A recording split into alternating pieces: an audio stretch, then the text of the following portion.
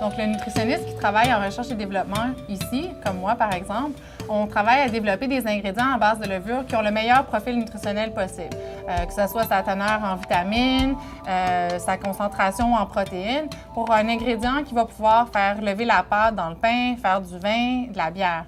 Donc, un nutritionniste peut choisir de prendre la levure pour développer un autre type de produit prêt à manger. Donc, dans son laboratoire, le nutritionniste va prendre des échantillons de levure et l'intégrer dans des recettes de sauce, de soupe, de pizza pour générer un produit qui va être plus faible en matière grasse, plus faible en sel et donc meilleur pour la santé des consommateurs.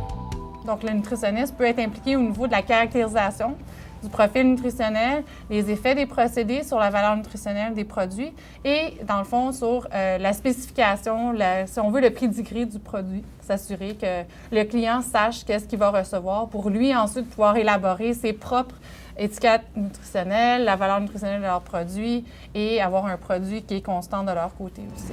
Mon rôle en tant que nutritionniste en agroalimentaire est très diversifié. Ça fait appel à mon expertise en nutrition humaine, mais aussi à mes connaissances des aliments, à mes habiletés culinaires, puis des compétences en communication, un sens du leadership, puis des habiletés politiques du fait d'essayer d'influencer l'industrie à offrir des produits de qualité nutritionnelle intéressante aux consommateurs.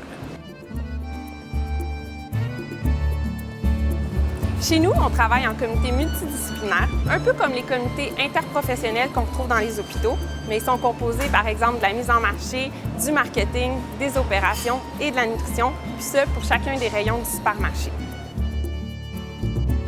Donc, mon implication va se présenter sous plusieurs formes. Je fais des tests en cuisine, que ce soit de la dégustation, de l'évaluation sensorielle ou du développement de recettes.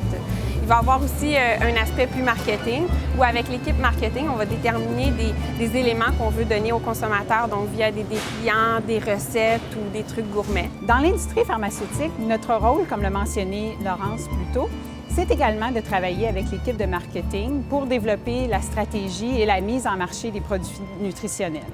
La différence ici, c'est qu'on s'adresse aux consommateurs, mais également aux professionnels de la santé et qu'on parle de produits plus spécialisés qui vont des suppléments nutritionnels jusqu'aux produits d'alimentation entérale qui sont utilisés, par exemple, par les patients hospitalisés qui ne sont pas capables de s'alimenter de façon habituelle.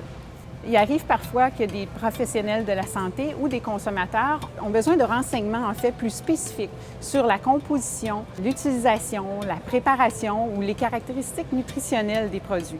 Nous sommes alors une ressource précieuse pour répondre aux besoins de ces gens, aux questions des consommateurs, mais également des professionnels de la santé. Le défi pour les diététistes nutritionnistes en industrie agroalimentaire et biopharmaceutique est de toujours garder leurs connaissances à jour, de rester à l'affût des nouvelles tendances, des nouvelles études. Il y a toujours de nouveaux ingrédients qui se développent, de nouveaux procédés qui se créent. La réglementation qui change pour la transformation, la conservation, les allégations nutritionnelles et même le tableau de valeur nutritive.